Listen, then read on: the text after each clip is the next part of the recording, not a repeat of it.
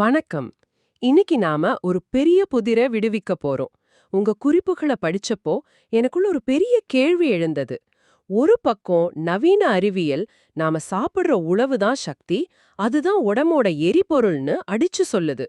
இன்னொரு பக்கம் ஆயிரக்கணக்கான வருஷமா சித்தர்களும் யோகிகளும் இல்ல காத்துல இருக்கிற பிராண சக்தி தான் உண்மையான உணவுன்னு சொல்றாங்க. இந்த ரெண்டு துருவங்களையும் இணைக்கிற பாலம் எங்கே இருக்கு? விலங்குகளால முடியாத ஒண்ணு மனிதர்களுக்கு மட்டும் எப்படி சாத்தியமாகுது? வாங்க இந்த ஆழமான தேடலை தொடங்குவோம். அருமையான தொடக்கம். இது வெறும் உயிரியல் கேள்வி மட்டும் இல்ல, இது ஒரு தத்துவார்த்தமான கேள்வியும் கூட. விலங்குகள் ஏன் உணவை மட்டுமே நம்பி இருக்கு, ஆனா மனிதனால மட்டும் எப்படி அந்த விதியை தாண்டி பிரபஞ்ச சக்தியை நேரடியா பயன்படுத்த முடியுது? இந்த ரெண்டு பார்வைகளும் ஒண்ணுக்கொன்னு முரண்படுற மாதிரி தெரியலாம். ஆனா ரெண்டுமே ஒரே உண்மையோட வெவ்வேறு பக்கங்களா இருக்கலாம். அதைத்தான் நாம இன்னைக்கு ஆராய போறோம். சரி, இந்த புதிரை விடுவிக்க முதல் படியா விலங்குகளுக்கும் மனிதர்களுக்கும் உள்ள அந்த அடிப்படை வேறுபாட்டில இருந்து ஆரம்பிக்கலாம். எது அந்த முதல் பெரிய வித்தியாசம்? ம், மிக அடிப்படையான வித்தியாசம் சக்தி எங்கிருந்து வருதுங்கிறதுல தான் இருக்கு. விலங்குகளை பொறுத்த வரைக்கும் சக்திக்கு ஒரே ஒரு வழிதான், அது உணவு.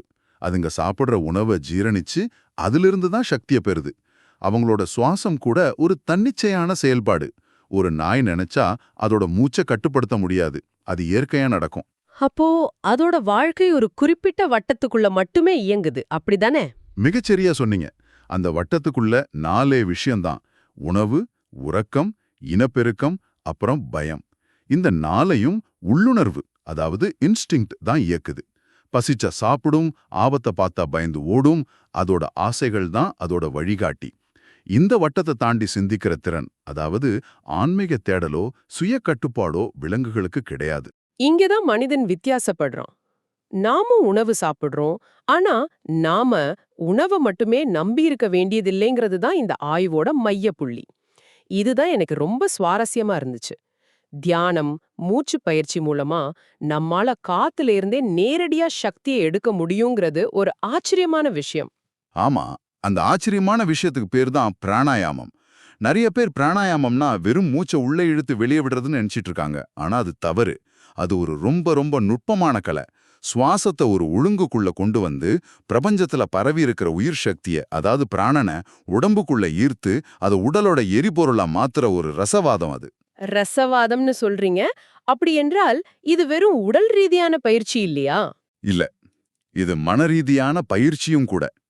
ஆசைகளை அடக்கி மனதை சுய கட்டுப்பாட்டுல வைக்கிற திறன் இருக்கிறதால தான் மனிதனால பிராணாயாமம் செய்ய முடியுது. இந்த திறன் தான் நம்மை விலங்குகள் கிட்ட இருந்து பிரிக்குது. இதனால தான் சித்தர்கள் அரிது அரிது மானிடராய் பிறத்தல் அரிதுன்னு சொன்னாங்க. அது நம்ம மக்கள் தொகையை குறிக்கல, நமக்கு கொடுக்கப்பட்டிருக்கிற இந்த தனித்துவமான உயர்ந்த திறனை குறிக்குது. இது ஒரு சுவாரஸ்யமான பாயிண்ட். எல்லா உயிர்களுக்கும் பிராணன் தேவைனா ஏன் விலங்குகளால அதை நேரடியா பயன்படுத்த முடியல? ஏன் அதுங்க உணவை மட்டுமே ஒரு இடைத்தரகரா நம்பி இருக்கணும்? இந்த கேள்விக்கு ஒரு 3 முக்கிய காரணங்கள் முன்வைக்கப்படுது. முதலாவது, அதோட உணர்ச்சி அறிவு நிலை. விலங்குகள் உள்ளுணர்வின் அடிப்படையில வாழுது. பசிச்சா சாப்பிடும், ஆசையை கட்டுப்படுத்த முடியாது. ஆனா பிராணனை சக்தியா மாத்தணும்னா மனம் ஒருமுகப்படணும், சிந்தனை தெளிவா இருக்கணும், விழிப்புணர்வு, அதாவது கான்ஷியஸ்னஸ் முழுமையான கட்டுப்பாட்டுல இருக்கணும். இந்த மனக்கட்டுப்பாடு விலங்குகளுக்கு கிடையாது. இகள் மாதிரி ரொம்ப புத்திசாலியா இருக்குதே, அதால கூட இந்த மனக்கட்டுப்பாட்டை அடைய முடியாதா? இல்ல இது மனித மூளைக்கு மட்டுமே உள்ள தனித்திறனா?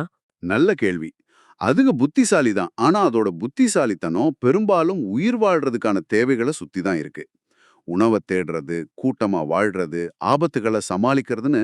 ஆனா மனுஷனுக்கு இருக்கிற மாதிரி தன்னோட இருப்பையே கேள்விக்குள்ளாக்குற நான் யார் அன்னு தேடுற பகுத்தறிவு அதுங்களுக்கு இல்ல. பிராணனை ஈர்க்கிறதுங்கிறது ஒரு தியான நிலை. அந்த ஆழ்ந்த தியான நிலையை அடையிற மனக்கட்டுப்பாடு மனித மூளையோட அமைப்புக்கு மட்டுமே சாத்தியம். ஓ, அப்போ ரெண்டாவது காரணம் மூச்சு சம்பந்தப்பட்டதா? ஆமா, ரெண்டாவது காரணம் மூச்சை கட்டுப்படுத்துற திறன் இல்லாம இருக்கிறது. நாம முன்னாடியே பேசின மாதிரி விலங்குகள் இயற்கையா சுவாசிக்குது. ஆனா பிராணாயாமம்ங்கிறது மூச்சை ஒரு குறிப்பிட்ட தாளத்துல சீராவும் ஆழமாவும் நுட்பமாவும் கட்டுப்படுத்துறது. அந்த சீரான கட்டுப்படுத்தப்பட்ட சுவாசத்தின் மூலமா தான் பிராணனை உடம்புக்குள்ள ஈர்க்க முடியும். இது மனிதர்களுக்கு மட்டுமே சாத்தியமான ஒரு நுட்பம். சரி, மூணாவது காரணம் என்ன? அதுதான் எல்லாத்தையும் விட முக்கியமானதா இருக்கும்னு நினைக்கிறேன். நிச்சயமா. மூணாவது காரணம் வாழ்க்கை நோக்கத்தோட வேறுபாடு. விலங்குகளோட வாழ்க்கை அந்த 4 விஷயத்தோட முடிஞ்சிடுது. அதோட நோக்கம் உயிர் வாழ்றதும் தன்னோட இனத்தை பெருக்கிறதும் மட்டுமே.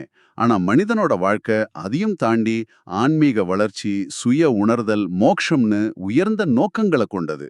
இந்த உயர்ந்த நோக்கத்தை அடையறதுக்காகவே அவனுக்கு பிராணனை நேரடியா ஈர்க்கிற இந்த கூடுதல் திறன் கொடுக்கப்பட்டிருக்கு. விலங்குகளுக்கு அந்த நோக்கம் இல்லாததால அந்த திறனும் தேவையில்லை. அது ஒரு தேவையற்ற கருவி. சரி, விலங்குகளால முடியாதுன்னு சொல்லிட்டீங்க. அப்போ நமக்கும் அதுக்கும் என்னதான் அந்த பெரிய வித்தியாசம்? நம்ம உடம்புலயோ மனசுலயோ அப்படி என்ன விசேஷமான கருவி இருக்கு இந்த காத்துல இருந்து சக்தியை எடுக்கிறதுக்கு? இதுக்கும் ஒரு 3 அற்புதமான காரணங்கள் இருக்கு. முதலாவது நம்ம மூளையோட அமைப்பு. குறிப்பா நியோகார்டெக்ஸ்னு சொல்லப்படுற மூளையோட முன்பகுதி. இதை நம்ம மூளையோட சூப்பர் கம்ப்யூட்டர் பகுதின்னு சொல்லலாம். விலங்குகளுக்கு இல்லாத இந்த சூப்பர் கம்ப்யூட்டர் தான் பகுத்தறிவு, திட்டமிடுதல், நல்லது கெட்டது யோசிக்கிற திறன், சுய கட்டுப்பாடு, அப்புறம் ஆழ்ந்த தியானம் செய்யற திறனை கொடுக்குது. வெறும் உடல் தேவைகளை தாண்டி பிராணன சக்தியா மாத்திர உயர்ந்த நிலைக்கு போக இந்த சூப்பர் கம்ப்யூட்டர் தான் நமக்கு தகுதியே வழங்குது. ரெண்டாவது காரணம் அறிவும் தவமும். உணவில்லாம உயிர் வாழ்றது எப்படின்னு சிந்திக்கிற, ஆராயிற ஒரே உயிரினம் மனிதன்தான். ஒரு சிங்கம் பசிச்சா மான தேடுமே தவிர பசிங்கிற உணர்வே இல்லாம இருக்கிறது எப்படின்னு யோசிக்காது. ஆனா சித்தர்களும் யோகிகளும் இந்த கேள்வியை எழுப்பி அதுக்கான விடைய தங்களோட தவம் மூலமாவே வாழ்ந்து காட்டினாங்க. இது மனித அறிவோட உச்சம். மூணாவது காரணம் சக்திய மாத்திர திறன். இத சப்ளிமேஷன் சொல்வாங்க. இது ஒருவிதமான ரசவாதம். தியானம் மற்றும் மூச்சு கட்டுப்பாட்டின் மூலமா காத்துல இருக்கிற சாதாரண பிராணசக்திய உடலோட மிக உயர்ந்த உயிர் சக்தியான ஓஜஸா மாத்திர திறன் மனித உடலுக்கு உண்டு. ஒரு நிமிஷம், ஓஜஸ்ங்கிற வார்த்தையை விளக்க முடியுமா? அது வெறும் உடல் சக்தியா இல்ல அதுக்கும் மேலானதா? மிக முக்கியமான கேள்வி. ஓஜஸ்ங்கிறது வெறும் உடல் சக்தி மட்டும் இல்ல.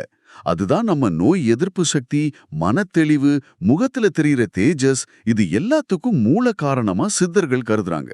ஒருத்தர் ஆரோக்கியமாவும் புலிவாவும் மன அமைதியோட இருக்காருன்னா அவர்கிட்ட ஓஜஸ் சக்தி அதிகமா இருக்குன்னு அர்த்தம். பிராணனை ஓஜஸா மாத்துறது ஒரு சாதாரண இரும்ப தங்கமா மாத்துற மாதிரி. ஆசைகளை தாண்ட மன வலிமையும் கட்டுப்பாடும் இல்லாததால விலங்குகளால இந்த சக்தி மாற்றத்தை செய்யவே முடியாது. இருங்க. இதுதான் இந்த விவாதத்தோட உச்சகட்டமே. இதுவரைக்கும் நாம பேசினதெல்லாம் மனரீதியான, கண்ணுக்கு தெரியாத விஷயங்கள். ஆனா உங்க குறிப்புகள்ல இருந்த இந்த ஒரு விஷயம் என்ன அப்படியே திகைக்க வச்சிடுச்சு. நம்ம உடல் அமைப்பிலேயே நாம என்ன சாப்பிடணுங்கிறதுக்கான ஒரு வரைபடமே இருக்குன்னு சொல்றீங்க. நம்ம குடலோட நீளத்துக்கும் நம்ம உணவு முறைக்கும் இப்படி ஒரு தொடர்பு இருக்கிறது நம்பவே முடியல. இது எப்படி சாத்தியம்? ஆமா, இது விஞ்ஞானமும் யோக மரபும் சந்திக்கிற ஒரு அற்புதமான புள்ளி. மனிதனோட குடல் மாமிசம் சாப்பிட்ற சிங்கம், புலி மாதிரி விலங்குகளை விட மிக நீளமா இருக்கிறதுக்கு காரணம் அது சைவ உணவை ஜீரணிக்க ஏத்த வகையில மிக சரியா வடிவமைக்கப்பட்டிருக்குங்கிறது தான். இத கேட்கறதுக்கே ஆச்சரியமா இருக்கு. குடலோட நீளத்துக்கும் சைவ உணவுக்கும் என்ன தொடர்பு? கொஞ்சம் விளக்கமா சொல்லுங்க. சொல்றேன். காய்கறிகள், பழங்கள், தானியங்கள் இதுல எல்லாம் நார்ச்சத்து, அதாவது ஃபைபர் அதிகமா இருக்கும். இந்த நார்ச்சத்தை உடைச்சு அதுல இருக்கிற சத்துக்களை முழுமையா ஜீரணிக்க அதிக நேரம் எடுக்கும். அந்த நீண்ட நேர ஜீரணத்துக்காகவே நம்ம குடல் இயற்கையாவே நீளமா படைக்கப்பட்டிருக்கு. ஆனா சிங்கம், புலி மாதிரி மாமிசம் சாப்பிடுற விலங்குகளோட குடல் ரொம்ப குட்டையா இருக்கும். ஏன் அதோட குடல் குட்டையா இருக்கு? காரணம், மாமிசம் ரொம்ப சீக்கிரமா அழுகிடுற தன்மை கொண்டது. அதனால அது ஜீரணமானதும் உடனடியா உடம்பு விட்டு வெளியேற்றப்படணும். நீண்ட நேரம் குடல்ல தங்குனா அது நச்சுப் பொருட்களை உருவாக்கி உடம்புக்கு தீங்கு விளைவிக்கும். அதனாலதான் அதோட குடல் குட்டையா ஒரு நேர் கோடு மாதிரி இருக்கு.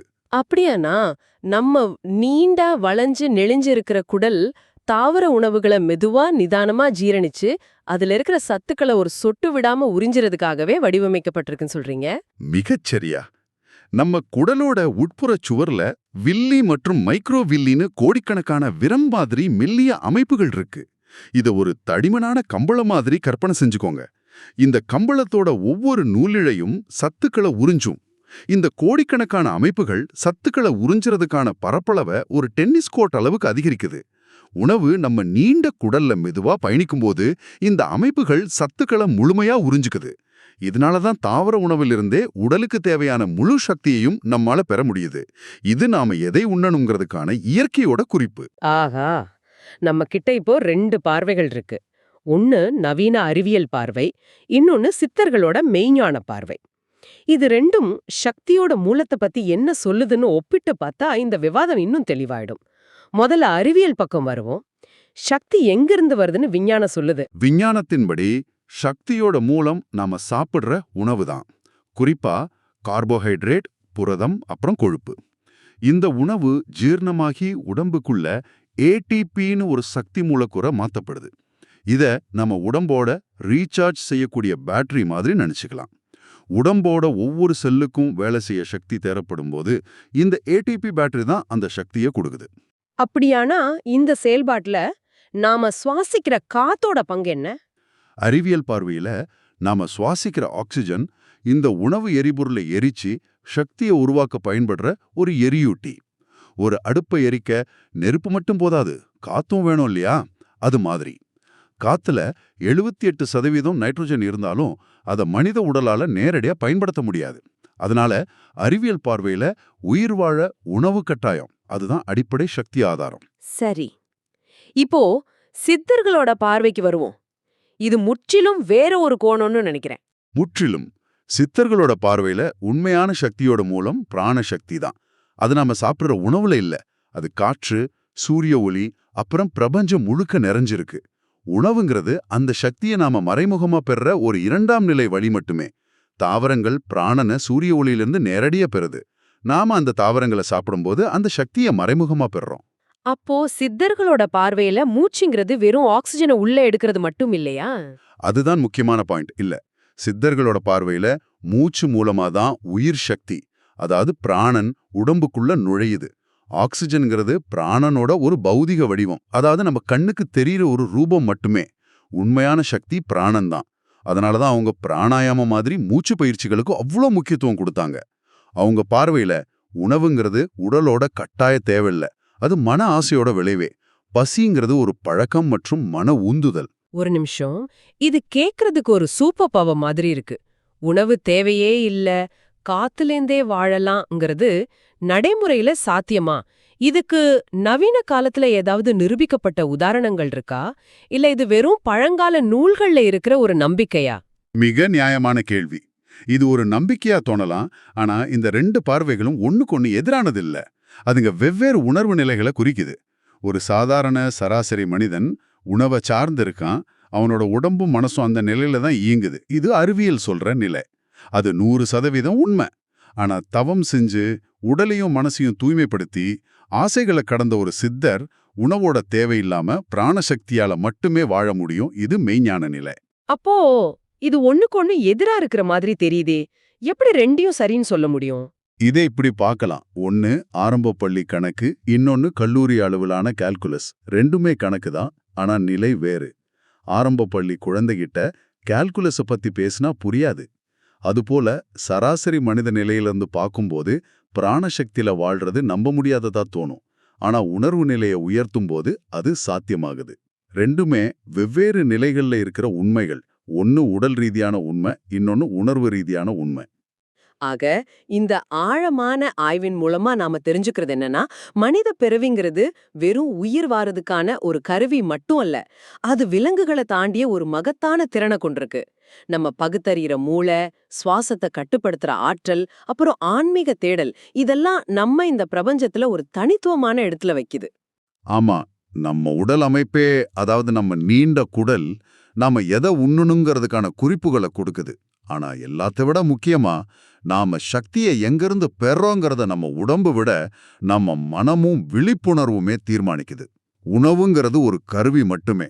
உண்மையான சக்தி பிரபஞ்சம் முழுக்க இருக்கு. நாம் அதை நேரடியா பெற விரும்புறோமா, இல்ல ஒரு இடைத்தரகர் மூலமா பெற விரும்புறோமாங்கிறது நம்ம தேர்வை பொறுத்தது. இறுதியா நீங்க சிந்திக்கிறதுக்காக ஒரு கேள்வியை விட்டுட்டு போறோம்.